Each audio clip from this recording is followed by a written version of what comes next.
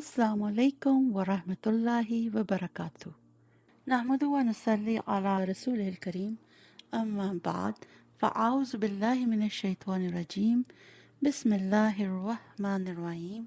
Rabbi इश्रह ली सदरी व यस्सिर ली अमरी वहलुल उक़दतम मिन लिसानी यफ़क़हू क़ौली, आमीन या रब्बुल आलमीन। जैसा कि अब हम रमज़ान में दाखिल हो चुके हैं और हम सबको मालूम है कि हमारा हर लम्हा बहुत बेशकीमत है और हम सब की ख्वाहिश है कि इस मंथ में ये जो हमें मौका मिला है इबादत का, इससे हम ज़्यादा से ज़्यादा फ़ायदा उठाएं। अब देखिए, ये जो हमें लम्हात मिले हैं इस रमज़ान में, अगर हम इनको किसी गुनाह में या फजूल वक्त में बर्बाद करने में लगा देंगे तो फिर ये जो महीना हमें मिला बख्शिश का, इसको तो हमने ज़ाया कर दिया। हमने इस बात को यकीनी बनाना है कि ये जो वक्त है इसको वेस्ट ना करें। और जब मैं अज़कार करने की बात करती हूँ तो ये भी बताना चाहूँगी कि सबसे बेस्ट ज़िक्र कौन सा है। अब ऑब्वियसली हर कोई चाहता है कि वो अल्लाह से जुड़े इस महीने में, और जैसे कि मैंने कहा है कि व्हाट इज़ द बेस्ट ज़िक्र, तो उसके सिलसिले में ना आपको एक बात बताऊं। जब हम हदीस देखते हैं ना, तो हमें लगता है कि एक हदीस पढ़ते हैं, उसमें एक ज़िक्र होता है कि अगर आप ये पढ़ेंगे तो आपके गुनाह भी बख्शे जाएंगे, अल्लाह का आपको कुर्ब भी हासिल होगा। तो आप समझते हैं ये जो हदीस है ना, बस इसी हदीस पे मैंने अमल करना है, यही सब कुछ परफेक्टली मुझे सिखा रही है और ये मेरे लिए काफ़ी है। अच्छा, आप उसको पढ़ते रहते हैं, रिपीट करते रहते हैं। अब होता क्या, कुछ दिनों बाद आप एक दूसरी हदीस पढ़ते हैं तो उसमें आपको पता चलता है कि भाई अस्तगफिरुल्लाह की तो बहुत बड़ी फजीलत है। तो और मैं ये सोच रही थी कि मैं जो पिछले अज़कार कर रही थी मेरे लिए वही काफ़ी हैं। तो फिर मैं ये सोचूंगी नहीं, आज से मैंने अस्तगफिरुल्लाह की जो है ना, मुझे फजीलत समझ आ गई है, मैंने बस इसी हदीस को फॉलो करना है और ये मेरी मग़फ़िरत के लिए काफ़ी है। इतनी सारी दुआएं इस्तग़फ़ार की कि आप जब एक पढ़ेंगे, मिसाल के तौर पर अस्तगफिरुल्लाह रब्बी मिन कुल्ली ज़ंबी व अतूबु अलैह, ये हो गई। तो दूसरी हदीस में आप देखें तो आपको वो नज़र आएगी, अस्तगफिरुल्लाहल अज़ीम अल्लज़ी ला इलाहा इल्ला हुवल हय्युल क़य्यूम व अतूबु इलैहि। अब आप सोचती हैं कि मैं कौन सी दुआ मांगूं। फिर मैं आपसे एक और दुआ जो है आपके साथ शेयर करती हूँ। रब्बिग़फ़िरली वतुब अलैया इन्नका अंतत तव्वाबुर रहीम। इसका मतलब है, ए मेरे परवरदिगार, मेरी बख्शिश फरमा और तौबा कबूल फरमा, बिलाशुबा तू तौबा कबूल करने वाला मेहरबान है। देखा कितने प्यारे इसके अल्फाज हैं कि आपने बख्शिश भी मांग ली, तौबा भी कर ली और साथ ही अल्लाह सुब्हान ताला की तारीफ़ भी कर दी कि तू तौबा कबूल करने वाला मेहरबान है। तो इससे ये अंदाज़ा होता है कि देखें, हम इस कोशिश में हैं कि इस महीने हम अपने जो साबका गुनाह है ना, किसी तरह भी उनके लिए हम माफ़ी हासिल कर लें। देखिए, जब इंसान रोज़ा रखता है ना, तो वो कोशिश करता है कि उससे जानबूझ के तो कोई गुनाह हो ही ना। अनजाने में अगर हो जाए तो वो अलग बात है, लेकिन ऑन पर्पस कोई ये नहीं कहता कि मैंने रोज़ा रखा है, चलो आओ हम गीबत करते हैं, चलो मैंने रोज़ा रखा है आओ बैठ के झूठ बोलते हैं। ऐसा कोई नहीं करता, बिकॉज जो नफ्स है वो अंदर से पिंच करता है कि भाई क्या कर रहे हो, तुम्हारा तो रोज़ा है। तो इससे इस बात की भी क्लैरिटी मिल जाती है कि रोज़ा हमारे और हमारे गुनाहों के बीच में ढाल बन जाता है। ठीक है, हम उनको हमारे करीब नहीं आने देता। इसी तरह हम एक दूसरी हदीस पढ़ते हैं तो हमें पता चलता है कि जन्नत की मच्छी में कौन से सीड्स डाले जाएं, यानी सुबहान अल्लाह, अल्हम्दुलिल्लाह, अल्लाहु अकबर। फिर एक और हदीस मिलती है जिसमें नबी सल्लल्लाहु अलैहि वसल्लम ने फरमाया कि दो कलमात अल्लाह को बहुत पसंद हैं जो ज़ुबान पर हल्के और मीज़ान पर भारी हैं। एंड आई एम श्योर कि आप सबको वो आते होंगे, सुबहान अल्लाहि व बिहम्दिही सुबहान अल्लाहिल अज़ीम। फिर एक और हदीस से पता चलता है कि नबी सल्लल्लाहु अलैहि वसल्लम ने फरमाया कि अफजल ज़िक्र है ला इलाहा इल्लल्लाह।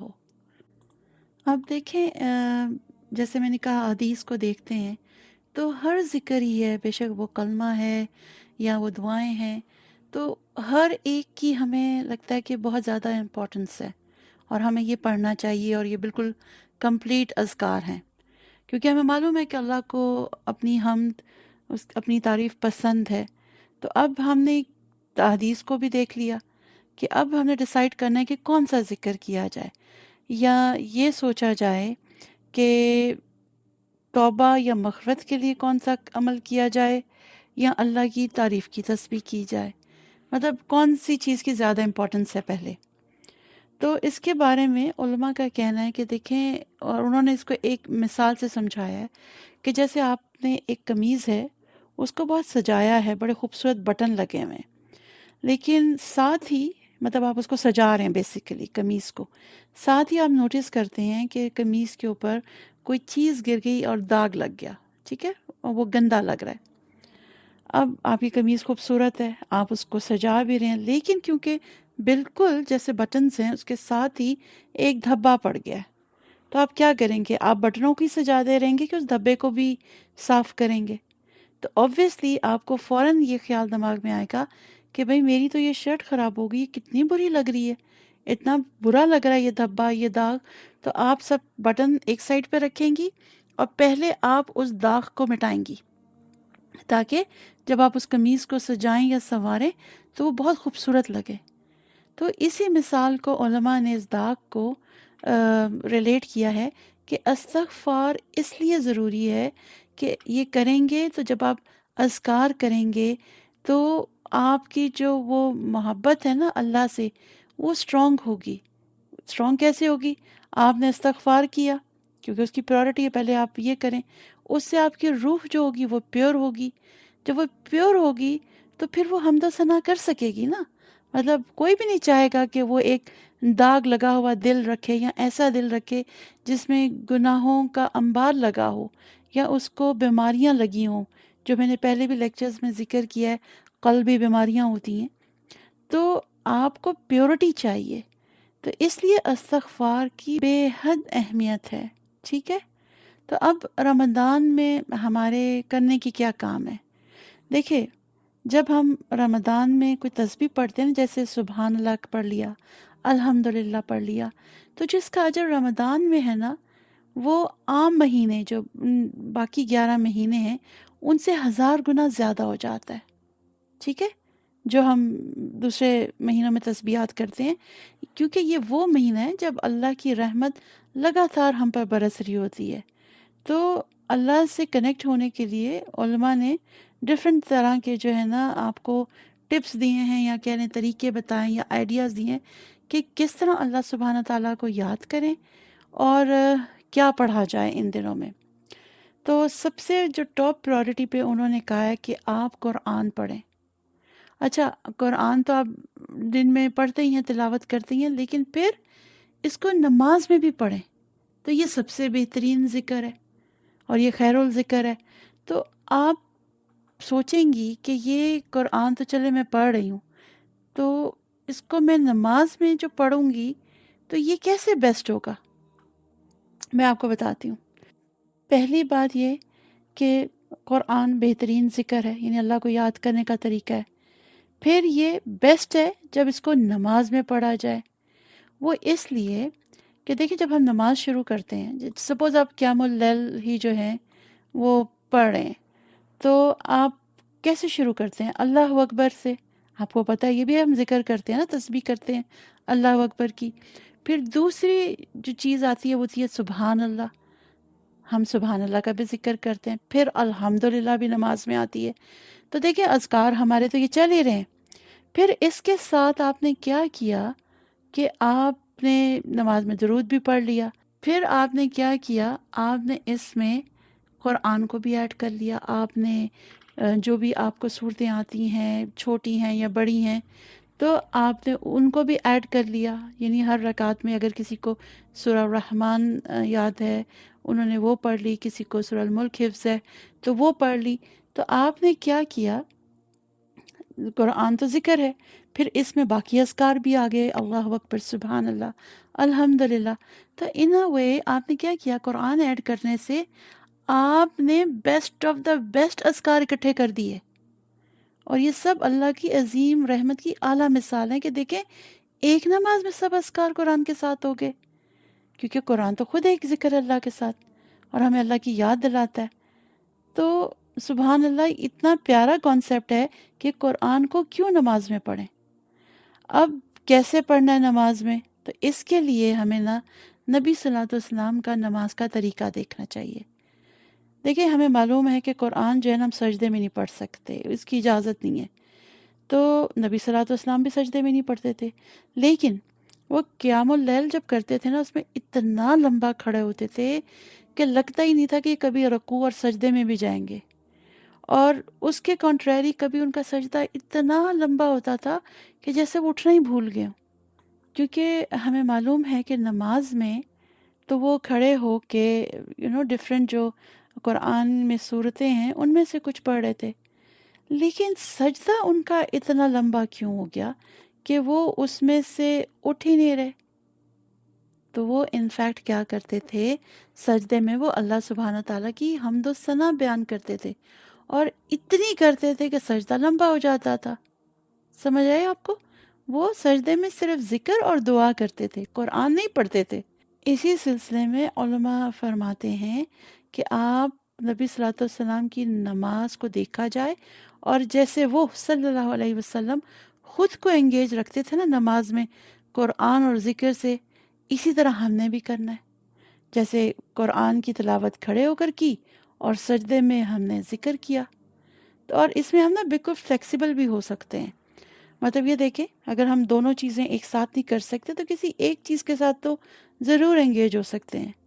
اگر آپ نے تلاوت کر لی، بے شک بہت زیادہ نہیں کی، لیکن سجدے میں آپ نے بے حد ذکر اور دعائیں کرنی، لیکن آپ کو میں ایک بات بتا دوں، آپ بے شک کھڑے ہو کے تلاوت کر رہے ہیں یا سجدے میں آپ دعائیں اور اذکار کر رہے ہیں، اس کے ساتھ شرط ہے کہ آپ کا دل بھی حاضر ہو۔ ایون آپ 100 کی بجائے 10 دفعہ کوئی ذکر کریں، لیکن جو آپ کی ٹرو انٹینشن ہے نا وہ یہ ہونی چاہیے کہ مجھے اللہ کا قرب اور محبت مل جائے۔ کیونکہ اگر کوئی یہ سوچے گا صرف کہ یہ تو اذکار ہیں، یہ تو صرف رمضان کے لیے ہیں، تو چلے میں ان پہ فوکس کر لوں اور اچھا سا میں سجدے میں بھی پڑھ لوں، تو ایسا نہیں ہے۔ یہ وہ اذکار ہیں جو آپ کو رمضان کے بعد 11 مہینے بھی پڑھنے کی کوشش کرنی چاہیے، اور اسی طرح جیسے نبی صلی اللہ علیہ وسلم نماز میں پڑھتے تھے۔ نبی صلی اللہ علیہ وسلم تو صبح اور شام کے اذکار ہر صورت میں پڑھتے تھے، اور خاص طور رمضان میں تو وہ کبھی بھی مس نہیں کرتے تھے، کیونکہ ان کو معلوم تھا کہ یہ جو مہینہ ہے اس میں جو ریوارڈ ہے وہ باقی 11 مہینوں سے بے حد زیادہ ہے۔ تو سبق ہم نے اس سے کیا لیا؟ پہلا پوائنٹ جو علماء نے دیا ہے کہ ہم نے جو فرسٹ آف آل کیا کرنا ہے، نبی صلی اللہ علیہ وسلم کی جو نماز ہے نا اس کو فالو کرنا ہے، اس کے ساتھ کہنا ہے ان اذکار کو زندگی کا حصہ بنانا ہے جو وہ پڑھتے تھے، ٹھیک ہے نا؟ اب پوائنٹ نمبر 2 جو علماء نے بتایا ہے وہ یہ ہے کہ ہمیں رمضان کے تھرو ایک موقع مل رہا ہے کہ ہم اپنے اندر کچھ پازیٹیو چینجز لے کر آئیں، اور پازیٹیو چینجز لانے کے ساتھ کیا ہے، ہمیں اذکار کرنے ہیں نا تو ان کو ہم اپنی عادت بنا لیں، یعنی کچھ بھی ہو ان کو نہیں چھوڑنا۔ جیسے کچھ لوگ کیا کہتے ہیں رمضان میں تراویحیں پڑھنے کو تو بھاگ رہے ہیں، ٹھیک ہے تراویحیں پڑھ رہے ہیں، فرض پڑھ رہے ہیں، لیکن وہ سنت چھوڑ دیتے ہیں، بالکل بھول جاتے ہیں کہ سنت بھی پڑھنی ہے۔ نبی صلی اللہ علیہ وسلم نے تو سنتوں کو رمضان میں بھی پڑھا اور باقی 11 مہینوں میں بھی پڑھا۔ تو دعا ہے کہ اللہ سبحانہ و تعالیٰ ہمیں بھی جو ہے نا اس پر قائم رکھے کہ ہم فرض کے ساتھ سنت بھی پڑھیں اور سنت کے ساتھ تراویح پڑھیں۔ پھر ایک اور جو بڑی ضروری بات ہے غور کرنے کی، کہ وہ یہ کہ نبی صلی اللہ علیہ وسلم نے ہمیں ہر موقع کی مناسبت سے دعائیں بتائی ہیں، یا کہنے کہ کسی مہینے کے مطابق کیا پڑھنا چاہیے۔ مثال کے طور پر جیسے پہلے 10 دن ہیں ذوالحج مہینے کے، یہ جو حج پہ ہم جاتے ہیں جو پہلے 10 دن ہیں، پھر اسی طرح رمضان کی جو آخری 10 راتیں ہیں، ٹھیک ہے، تو یہ مہینوں کے مطابق بھی انہوں نے دعائیں بتائی ہیں نا۔ اب جب آپ ذی الحجہ کی بات کرتے ہیں تو پہلے 10 دنوں میں کون سا بہترین دن ہے؟ وہ یوم عرفہ کا ہے، اور اسی طرح رمضان کی جو آخری 10 راتیں ہیں ان میں بہترین رات کون سی ہے؟ وہ لیلۃ القدر کی ہے۔ اب جو عرفہ کا دن ہے نا، ذی الحجہ کا، وہ بیسٹ دن ہے. تو اس کے بارے میں نبی صلی اللہ علیہ وسلم نے فرمایا کہ میرے سے پہلے آنے والے بھی جو پروفٹ تھے جنہوں نے عرفہ کا دن پایا، تو انہوں نے بھی یہ دعا مانگی. اور وہ دعا کیا ہے؟ لا الہ الا اللہ وحدہ لا شریک لہ لہ الملک و لہ الحمد وہو علی کل شیء قدیر. اللہ کے سوا کوئی معبود نہیں، وہ اکیلا ہے، اس کا کوئی شریک نہیں، اسی کے لیے بادشاہت ہے اور اسی کے لیے سب تعریف ہے، اور وہ ہر چیز پر کامل قدرت رکھنے والا ہے. سبحان اللہ، کتنی پیاری دعا ہے کہ اللہ سبحانہ تعالیٰ کی ہم نے حمد بھی کر دی، اور اس کے ساتھ ہم نے اس کی بادشاہت کو بھی تسلیم کیا، اور اس بات کو بھی مانا کہ ہماری کوئی اوقات نہیں. کیوں؟ کہ ہر چیز پر جو کامل قدرت ہے وہ صرف اللہ سبحانہ تعالیٰ کی ہے. کیونکہ بعض دفعہ ہم لوگ کیا کرتے ہیں کہ ہمارا یہ کام نہیں ہوا یا کوئی پرابلم آ گیا تو کسی کی وجہ سے ہم لوگوں کو بلیم کرتے ہیں. اس وقت ہم بھول جاتے ہیں کہ اگر کسی کی کسی جگہ شادی نہیں ہوئی یا کسی کی ڈیورس ہو گئی یا کسی کی ڈیتھ ہو گئی، تو اس کی قدرت صرف اللہ سبحانہ تعالیٰ کے پاس ہے، کسی انسان کے پاس نہیں ہے. اب یہ جو دعا میں نے پڑھی تھی، یہ دعا بیسٹ ہے عرفہ کے دن کے لیے. اور کچھ علماء کا تو کہنا ہے کہ اسی دعا میں جو ہے ہم نے اللہ سبحانہ تعالیٰ کی وحدانیت کی تصدیق کر دی. وہ کیسے؟ جب ہم حج پر جاتے ہیں تو ہم کیا کرتے ہیں؟ اسی بات کی تصدیق کرتے ہیں نا کہ اللہ ایک ہے. جب خانہ کعبہ کے گرد چکر کاٹتے ہیں تو کیا کہتے ہیں؟ لبیک اللہم لبیک لبیک لا شریک لک لبیک. حاضر ہوں اے اللہ، میں حاضر ہوں میں تیرا کوئی شریک نہیں. تو ہم وہ جب چکر کاٹ رہے ہوتے ہیں تو ہم اللہ کی تعریف کر رہے ہوتے ہیں، کہہ رہے ہوتے ہیں آگے بھی کہ تمام ہم تیرے لیے ہے، تمام نعمتیں تیری طرف سے ہیں، ملک بھی تیرا ہے، تیرا کوئی شریک نہیں. تو ہم یہ جو خانہ کعبہ کے گرد چکر کاٹتے ہیں، ہم یہ گواہی دے رہے ہوتے ہیں نا کہ اللہ سبحانہ تعالیٰ کے سوا کوئی عبادت کے لائق نہیں.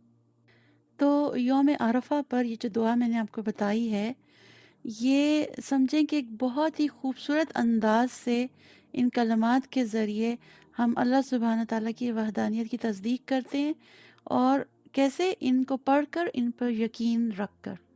ٹھیک ہے، اب اگلی بات ہم چلتے ہیں رمضان کی طرف واپس. اب رمضان میں جیسے میں نے حج کا بیان کیا، ہم اس موضوع سے بالکل ہٹ جاتے ہیں، سینیریو بالکل چینج ہو جاتا ہے. اب ہم کیا کریں کہ ہم نے جو بھی گناہ کیے ہیں نا، ایک رمضان سے دوسرے رمضان تک اب ہم ان کی معافی چاہتے ہیں. حدیث میں ہے کہ جس نے روزہ رکھا، رمضان کی رات میں عبادت کی، اور جسے لیلۃ القدر کی رات مل گئی، تو اس کے تمام سابقہ گناہ معاف کر دیے جاتے ہیں. حضرت عائشہ رضی اللہ عنہا نے نبی صلی اللہ علیہ وسلم سے پوچھا کہ اگر مجھے لگے کہ یہ وہ رات ہے، یعنی یہ لیلۃ القدر ہے، تو میں کیا کروں، یعنی کون سی دعا کروں؟ تو آپ صلی اللہ علیہ وسلم نے فرمایا کہ تم یہ دعا پڑھا کرو: اللہم انکا عفو تحب العفو فاعف عنی. اے اللہ، تو معاف کرنے والا ہے اور تو معافی کو پسند کرتا ہے، بس ہمیں معاف فرما دے. سبحان اللہ، دیکھیں کتنی پیاری دعا ہے. تو اس سلسلے میں علماء نے فرمایا ہے کہ جو رمضان کا مین تھیم ہے نا، وہ یہی ہے کہ مغفرت مانگ لی جائے. کیوں؟ کہ اللہ تعالیٰ نے یہ مہینہ ہمیں دیا ہے اور اس کو بخشش کا مہینہ کہا گیا ہے، اور اس میں ہم صدقات دے کے، زکوٰۃ دے کے، عبادات کر کے، روزے رکھ کے، اور اچھا اخلاق اور یہ سب چیزیں اپنے اندر پازیٹیو چیزیں لا کے ہم اللہ تعالیٰ سے یہ امید کرتے ہیں کہ وہ ہمارے صغیرہ اور کبیرہ گناہوں کو معاف کر دے گا. اور جب ہم آخرت میں حاضر ہوں گے تو ہمارے نامہ اعمال سے وہ جو گناہ ہیں جو پچھلے رمضان سے اس رمضان تک ہم نے کیے ہیں نا، وہ ہماری سلیٹ نہ ان گناہوں سے بالکل صاف ہو جائے گی. اچھا، اس دعا کو کچھ لوگ جو ہیں جی رمضان کے آخری عشرے سے ریلیٹ کرتے ہیں، جی وہ اسی وقت مغفرت ہوتی ہے، ان راتوں میں پڑھی جائے. ایسا نہیں ہے. اتنی چیزیں لوگوں نے اسپریڈ کی ہوئی ہیں، اتنا کنفیوژن پھیلایا ہوا ہے کہ یہ تو پورا مہینہ ہی مغفرت کا ہے. تو اللہ تعالیٰ نے کہیں آپ کو بتایا کہ پہلے 10 دن میں میں رحمت دوں گا، اگلے 10 دن میں کچھ اور کروں گا اور آخرت میں مغفرت ہوگی؟ یہ تو پورا مہینہ جو ہے یہ آپ کی بخشش کے لیے، کیونکہ اللہ سبحانہ تعالیٰ چاہتے ہیں کہ ہم بخشے جائیں۔ جنت اللہ نے ہمارے لیے بنائی ہے، تو اللہ کیوں چاہیں گے کہ ہم جا کے آگ میں جلیں؟ تو اس لیے اس مہینے کا بھرپور فائدہ اٹھائیں اور دعائیں کریں، اذکار کریں، اور یہ جو مغفرت کی دعا میں نے آپ کو ابھی شیئر کی ہے، دن رات میں اس کو پڑھیں۔ اور جیسا کہ میں نے پہلے کہا ہے نا، یہ جو اذکار ہم رمضان میں کریں گے، یہ ہم نے رمضان کے باہر بھی 11 مہینوں میں کرنے ہیں۔ تو اب آپ اس دعا کو یہ نہ سمجھیں کہ بس آپ نے رمضان میں پڑھ لی، آپ اس کا مطلب دیکھیں کتنا کمپریہنسو ہے۔ آپ اپنے گناہوں کی بخشش چاہ رہے ہیں، تو کیا وہ صرف آپ رمضان میں ہی مانگیں گے، باقی 11 مہینوں میں نہیں؟ تو اس کو پلیز، ان دعاؤں کو، ان اذکار کو اپنی زندگی کا حصہ بنا لیں، اور اس بات پر یقین رکھیں کہ جو آپ دعائیں مانگتے ہیں نا، رات کو جیسے وطر پڑھے، اس کے بعد دعا کی ہر رات، پھر آپ نے قیام اللیل کیا، اس میں آپ نے دعائیں مانگی، پھر آپ نے روزہ کھولنے سے پہلے جو بھی دعائیں مانگی نا، تو یہ سب دعائیں گھیرا ڈال لیتی ہیں اور اللہ سبحانہ تعالیٰ سے ہمارے لیے مغفرت طلب کرتی ہیں۔ اور یہی جو ہے نا رمضان کے مہینے کی فضیلت ہے کہ اللہ دعائیں قبول فرماتا ہے اور ہمارے گناہ معاف کر دیتا ہے۔ ٹھیک ہے؟ بے تحاشا دعائیں کریں، اذکار کریں، درود پڑھیں، اچھے اعمال کریں، جتنے خیر کے کام کر سکتے ہیں وہ کریں، لوگوں کا بھلا کریں، اپنا اخلاق اچھا کریں۔ You should be an example to others, کہ آپ رمضان میں اپنے اندر اتنا پازیٹیو چینج لے کر آئے ہیں، اور انشاءاللہ آپ کی یہ دعا ہے کہ آپ اس کو اگلے 11 مہینے بھی اسی طرح رہیں۔ سبحان اللہ۔ تو دیکھیں، دس از دا منتھ آف مرسی، رحمت برس رہی ہے، سمیٹ لیں، سمجھیں لوٹ سیل لگی ہوئی ہے، رحمت اور بخشش جتنی سمیٹ سکتے ہیں نا سمیٹ لیں۔ ہمیں نہیں پتہ اگلا رمضان ملے گا کہ نہیں۔ آج میں آپ سے بات کر رہی ہوں، کیا پتہ میں نہیں ہوں زندہ اگلے سال، کیا پتہ آپ میں سے سننے والوں میں سے کوئی نہ ہو اگلے سال۔ اور میرا بھی جو آج آپ کے ساتھ یہ جو میں لیسن شیئر کر رہی ہوں، اس کا مقصد یہ ہے کہ ہم لوگ رمضان کی جو امپورٹنس ہے اس کو سمجھیں، ہم اس میں دعائیں مانگیں، اور میری اللہ سبحانہ تعالیٰ سے دعا ہے کہ ہم سب کے، جو یہ میری دعا سن رہا ہے، سارے گناہ معاف کر دے، اور ہمیں ليلۃ القدر تک پہنچنے کی، عبادت کرنے کی اور دعائیں مانگنے کی جو ہے نا توفیق عطا کرے۔ اس کے ساتھ ہماری ساری عبادات اللہ قبول فرمائے، جو خاص طور پر ہم نے صرف اللہ سبحانہ تعالیٰ کی رضا کے لیے کی ہوں۔ ٹھیک ہے؟ آمین یا رب العالمین۔ سبحان اللہ، الحمدللہ، اللہ اکبر، لا الہ الا اللہ، سبحان اللہ و بحمدہ، سبحان اللہ العظیم، رب اغفر لی وتب علی انک انت التواب الرحیم، اللہم انک عفو تحب العفو فاعف عنی، لا الہ الا اللہ وحدہ لا شریک لہ، لہ الملک ولہ الحمد وہو علی کل شیء قدیر، استغفر اللہ ربی من کل ذنب واتوب الیہ، استغفر اللہ العظیم الذی لا الہ الا هو الحی القیوم واتوب الیہ۔ جیسا کہ میں نے شروع میں کہا تھا کہ دیکھیں، احادیث تو بہت ساری ہیں، اور ہر حدیث جو ہے نا اپنی جگہ پہ complete and full of meanings ہے۔ آپ کے لیے بس پلان یہ ہے کہ آپ نے قرآن روز پڑھنا ہے، قرآن کی جو بھی صورتیں آپ کو یاد ہیں ان کو نماز میں پڑھیں، اذکار آپ کے ساتھ شیئر کیے ہیں ان کو پڑھیں، اور اس کے ساتھ میں اس نوٹ پہ آج کا لیسن ختم کروں گی کہ دیکھیں، یہ جو ہماری زندگی ہے نا، اس میں ہم، یہ حقیقت ہے کہ ہم کتنی بھی کوشش کر لیں، ہم اکثر کوتاہیوں اور گناہوں کا نا ارتکاب کرتے رہتے ہیں۔ بہرحال ایک اچھی بات یہ ہے کہ مسلمان ہونے کے ناطے یہ ہمیں معلوم ہے کہ اللہ سبحانہ تعالیٰ کا وعدہ ہے کہ وہ ہمیں معاف کرتا رہے گا، چاہے ہمارے گناہ کتنے ہی کیوں نہ ہو۔ جب تک ہم اس سے دعا کرتے رہیں گے، اس کی بخشش کی تمنا کرتے رہیں گے نا، وہ ہمیں معاف کرتا رہے گا۔ تو استغفار کا مقصد یہ ہے کہ ہم سے جو بھی گناہ ہو جائے، ہم اس گناہ کی معافی مانگتے رہیں۔ تو ان دنوں میں آپ استغفار کی کثرت کر دیں۔